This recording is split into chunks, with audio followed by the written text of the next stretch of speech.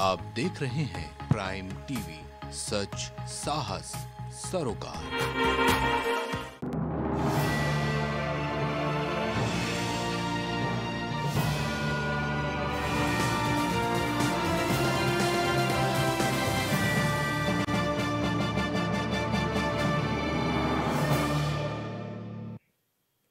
नमस्कार, मैं हूं किरण। आप देख रहे हैं प्राइम टीवी। स्वागत है आपका प्राइम उत्तर प्रदेश में। उत्तर प्रदेश की खबरों की ओर रुख करने से पहले बात प्रधानमंत्री मोदी की, जहां राज्यसभा में आज प्रधानमंत्री नरेंद्र मोदी जमकर गरजे। अपने अभिभाषण में उन्होंने कांग्रेस को आड़े हाथों लिया। उन्होंने कहा कि देश में जब तक कांग्रेस का दौर था, वो अंग्रेजों से प्रेरित होकर काम करती थी। कांग्रेस ने हमेशा से दुश्मनों को जमीनें देने का काम किया है। इसके साथ ही पीएम ने राहुल गांधी पर भी निशाना साधा। पीएम ने कहा कि राहुल गांधी कांग्रेस के युवराज हैं। इससे पहले लोकसभा में 5 फरवरी को पीएम मोदी ने कांग्रेस पर जमकर निशाना साधा था। उन्होंने कहा था कि एक ही प्रोडक्ट को कई बार लॉन्च करने के चक्कर में कांग्रेस की दुकान पर ताला लगने की नौबत आ गई है। देश के साथ साथ कांग्रेस ने भी परिवारवाद का खामियाजा भुगतना शुरू कर दिया है। ये विपक्ष कई दशक तक सत्ता में बैठा था, वैसे ही इस विपक्ष ने कई दशक तक विपक्ष में बैठने का संकल्प ले लिया है। आजादी के बाद भी देश में गुलामी की मानसिकता को किसने बढ़ावा दिया? अगर आप अंग्रेजों से प्रभावित नहीं थे, तो अंग्रेजों की बनाई दंड संहिता, पिनल कोड, आपने क्यों नहीं बदली? अगर आप अंग्रेजों से प्रेरित नहीं थे, तो राजपथ को कर्तव्य पथ बनने के लिए मोदी का इंतजार क्यों करना पड़ा? आदरणीय समाजपति जी, अगर आप अंग्रेजों से प्रभावित नहीं थे, तो अंडमान और निकोबार इन द्वीप समूहों पर आज भी अंग्रेजी सत्ता के निशान क्यों लटके पड़े थे? अब खबर दिल्ली के सीएम से जुड़ी हुई, जहां दिल्ली के राउज एवेन्यू कोर्ट में अरविंद केजरीवाल के समन पर ना आने को लेकर ईडी की शिकायत पर सुनवाई हुई। सुनवाई के दौरान ईडी के वकील ने अपना पक्ष रखा। कोर्ट आज अपना फैसला सुनाने वाली है। आपको बता दें कि शराब नीति से संबंधित मनी लॉन्ड्रिंग मामले में समन का कथित तौर पर पालन न करने के लिए ईडी ने अदालत का रुख किया था।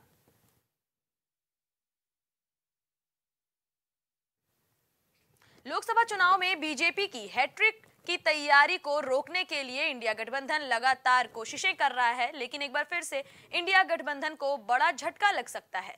राजनीतिक सूत्रों से मिली जानकारी के मुताबिक जयंत चौधरी बीजेपी के साथ गठबंधन में शामिल हो सकते हैं।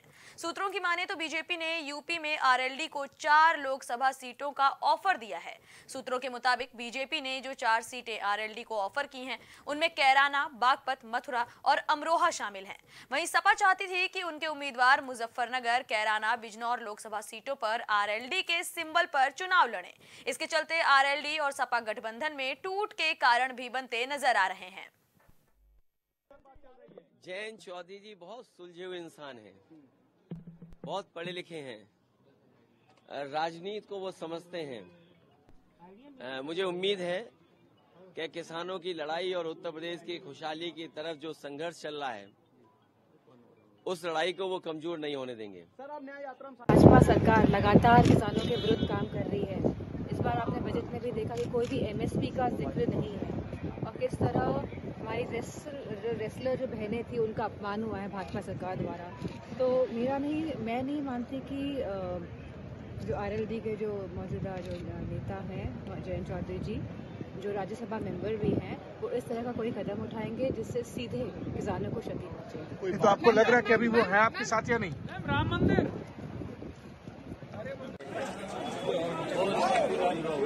अरे आईडी नीचे कर लो भाई, राधी भाई नहीं आईडी नीचे करो, चैनल लिखे जनता पार्टी कुशवान पकड़ना, सवाल पे निकला ही लगेगा, छोड़िए ऊपर करना घटे ना। वो कहीं नहीं जा रहे, तो यार आधा चुनाव आधा गठबंधन में भारतीय जनता पार्टी को हराने का। सर 11 लेके सबको ले जा रहे हैं। 11 तारीख को विधानसभा 11 तारीख को कोई हम लोगों का औचित्य नहीं बनता। मैंने 22 तारीख के प्राण प्रतिष्ठा के समय के लिए कहा था, तो खुद ही अध्यक्ष जी को नहीं निमंत्रण मिला था, तो हम लोगों को कहाँ ले जाते। लेकिन हम अपने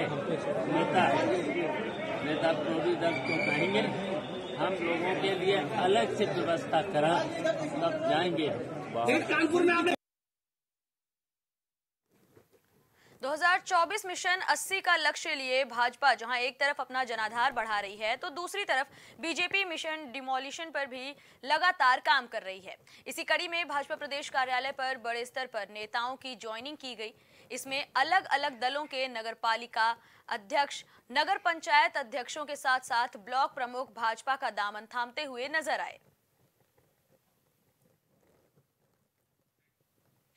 लखनऊ में भाजपा के प्रदेश कार्यालय पर कई विपक्षी दलों के नेताओं और कार्यकर्ताओं ने बीजेपी की सदस्यता ग्रहण की।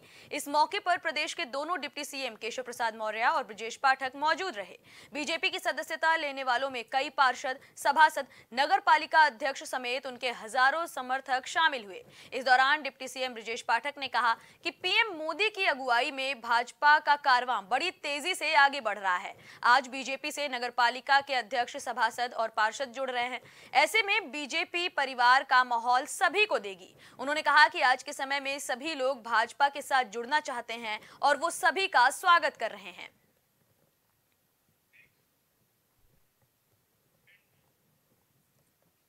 सुल्तानपुर की एमपी एमएलए कोर्ट में आप राज्यसभा सदस्य संजय सिंह की पेशी हुई। सुबह सद्भावना एक्सप्रेस से संजय सिंह दिल्ली के तिहाड़ जेल से सुल्तानपुर स्टेशन पहुंचे, जहां अतिथि गृह में उन्हें रोका गया। इसके बाद 2008 के घेरा डालो डेरा डालो आंदोलन के मामले में उनकी पेशी हुई। बताया जा रहा है कि संजय सिंह का बयान दर्ज न होने के चलते कोर्ट की कार्रवाई रुकी हुई थी और कोर्ट की नाराजगी को देखते हुए संजय सिंह को कोर्ट के सामने पेश किया गया है, जहां उन्होंने अपना बयान दर्ज कराया। 2008 का मुकदमा है, घेरा डालो के नाम से ये एक आंदोलन हुआ था समाजवादी पार्टी की तरफ से। उसमें संजय भाई को भी एक्यूज बनाया गया था। उसी में आज बयान मुजीब से 313 की कार्रवाई किया जाता है। बिहार जेल से तलब किए गए थे, 313 की कार्रवाई की। इसके आगे और क्या हो रहा है अभी? अब सफाई साक्ष्य प्रस्तुत किया जाएगा इनकी तरफ से। फिर कोई डेट वोट लगा है? अभी डेट नहीं हुई है।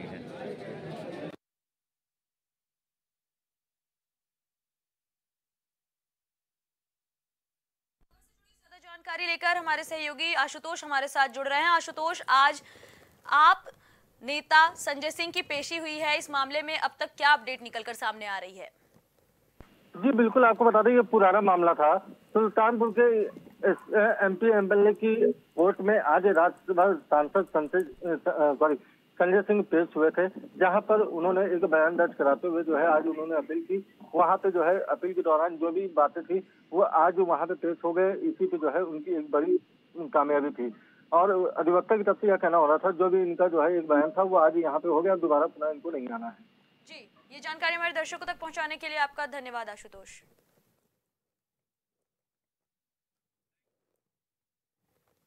सूबे में भ्रष्टाचार में लिप्त अधिकारियों के रसूख के आगे जांच एजेंसियां भी बौनी साबित होती नजर आ रही हैं। जांच एजेंसी जांच के नाम पर सिर्फ खानापूर्ति करते हुए नजर आ रही हैं और बताया जा रहा है कि लगातार आरोपियों के खुला घूमने की वजह से ऐसे आरोप लग रहे हैं। जानकारी के मुताबिक यूपी के जल निगम में मुख्य अभियंता के पद पर कार्यरत रहे अजय रस्तोगी के मामले में ये बयान सामने आया है, जिन पर 2018 में भ्रष्टाचार और आय से अधिक संपत्ति मामले में सतर्कता अधिष्ठान को जांच सौंपी गई, लेकिन जांच कछुए की चाल चलती रही। कई साल बीत जाने के बाद भी आरोपी अभियंता पर किसी तरह का कोई एक्शन नहीं लिया गया। हालांकि इस मामले की शिकायत मुख्यमंत्री के शिकायती पोर्टल पर भी हुई, लेकिन जांच एजेंसियां फिर भी हीला हवाली कर रही हैं, ऐसा आरोप लगाया जा रहा है।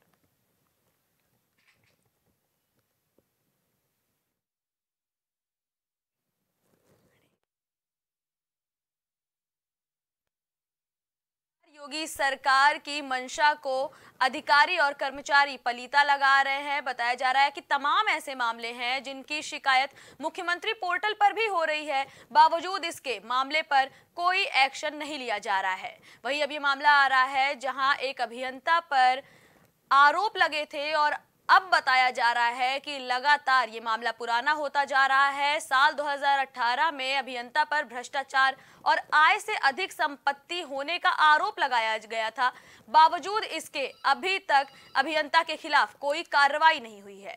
लोगों का कहना है कि सरकार भले ही भ्रष्टाचार मिटाने के लिए तमाम काम कर रही है, लेकिन किसी पर कोई असर ही नहीं पड़ रहा है। अधिकारी और कर्मचारी अपने हिसाब से काम कर रहे हैं, जिसकी वजह से भ्रष्टाचार के खिलाफ कई नियम लाकर भी कोई काम नहीं हो पा रहा है।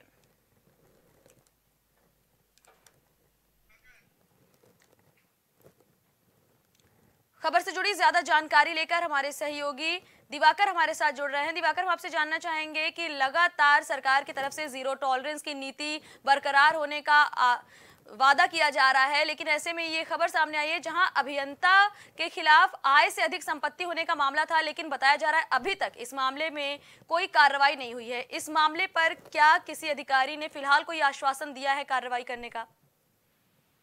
अजय रस्तोगी हैं जो कि जल निगम के सीएनडीएस विभाग में प्रोजेक्ट मैनेजर के पद पर उस वक्त तैनात थे। 2018 जब का मामला है। बस्ती में एक कार्य होना था, कार्यदायी संस्था क्योंकि सीएनडीएस होती है, तो जाहिर सी बात है कि कहीं के उस कार्य में घपला पाया गया था, भ्रष्टाचार पाया गया था। इनकी लापरवाही से, यानी कि आरोपी जो अजय हैं उनकी लापरवाही की वजह से 16 लाख से ज्यादा का चपत जो विभाग को लगे थे, जिसके विभागीय जांच हुई। विभागीय जांच में आरोप सही पाया गया, तो कारण बताओ नोटिस भी जारी किया गया था विभाग की तरफ से, क्यों ना आपसे वो पैसा वसूला जाए।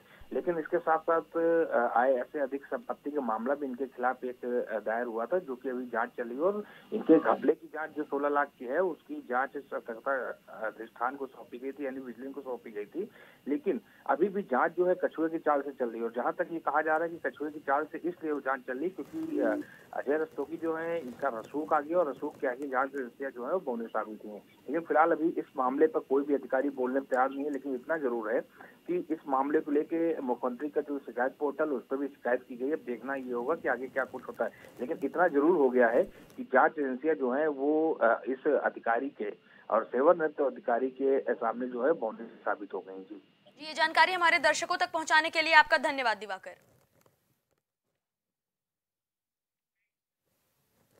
उत्तर प्रदेश विधानसभा सत्र की सदन कार्रवाई में शामिल होने के लिए सभी दलों के नेता पहुंचे। इस बीच समाजवादी पार्टी के नेता और सदन में पार्टी के मुख्य सचेतक मनोज पांडे के ई रिक्शा से पहुंचने पर सब हैरान हो गए। वहीं सपा नेता ने ई रिक्शा से सदन आने को लेकर महंगाई और गुजारा भत्ता कम होने का हवाला दिया। उन्होंने कहा कि लगातार बढ़ रही महंगाई के विरोध में वो ई रिक्शा से विधानसभा पहुंचे हैं।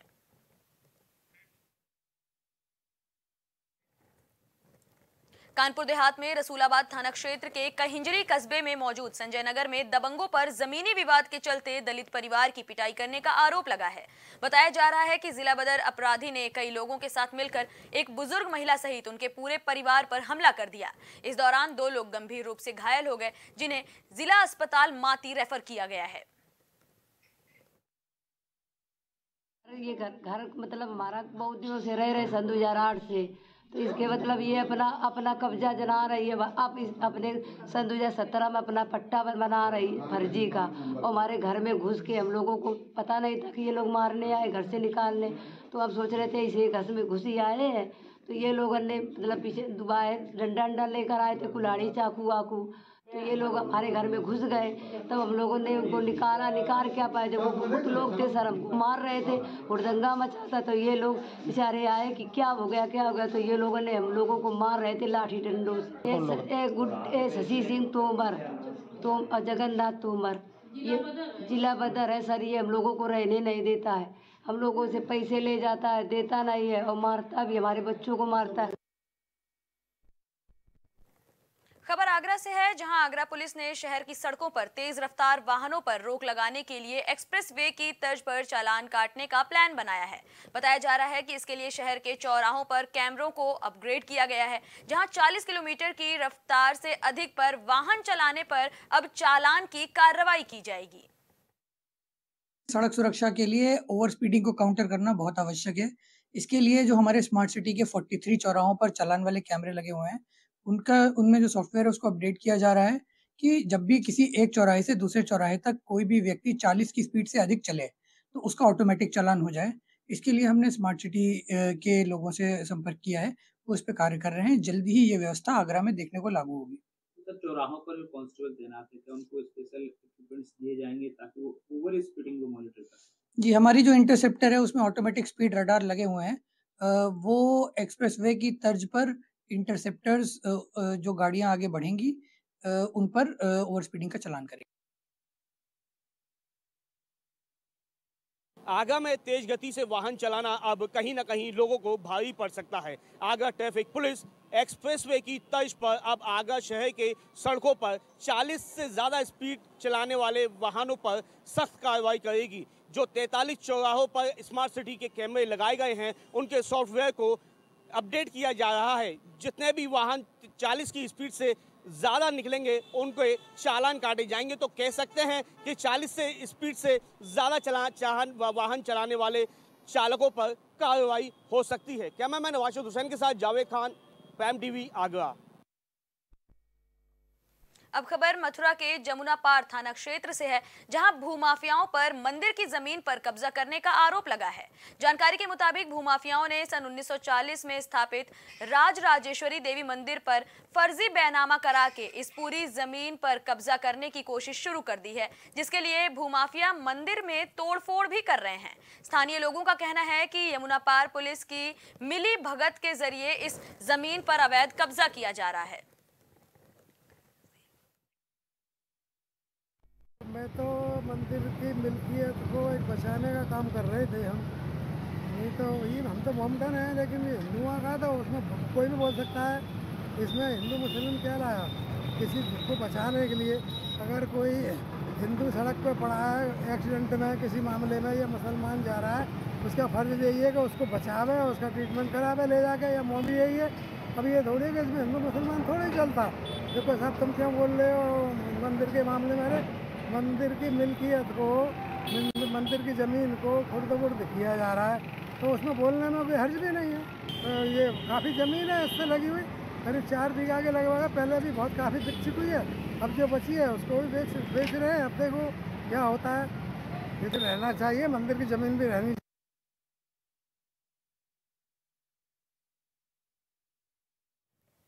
खबर कन्नौज से है, जहां तहसील परिसर में वकीलों के 8 चैम्बर्स से हुई चोरी की घटना के 24 घंटों के भीतर ही पुलिस ने चोरों को गिरफ्तार कर लिया है। पुलिस ने चोरों की निशानदेही पर चोरी का सामान भी बरामद कर लिया है। गौरतलब है कि तहसील परिसर में 8 अधिवक्ताओं के चैम्बरों का ताला तोड़कर चोरों ने कंप्यूटर, इन्वर्टर, लैपटॉप और बैटरी चोरी कर ली थी, जिसके बाद अधिवक्ताओं ने जमकर प्रदर्शन करते हुए नारेबाजी की थी।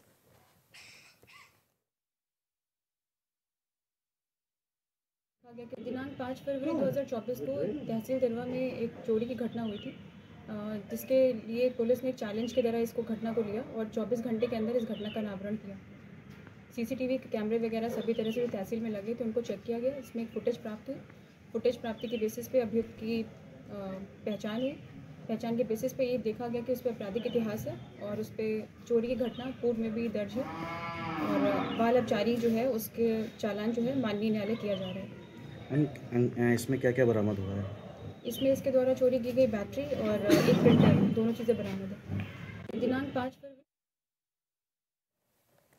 फिलहाल प्राइम उत्तर प्रदेश में इतना ही। देश दुनिया से जुड़ी तमाम खबरों के लिए बने रहिए प्राइम टीवी के साथ।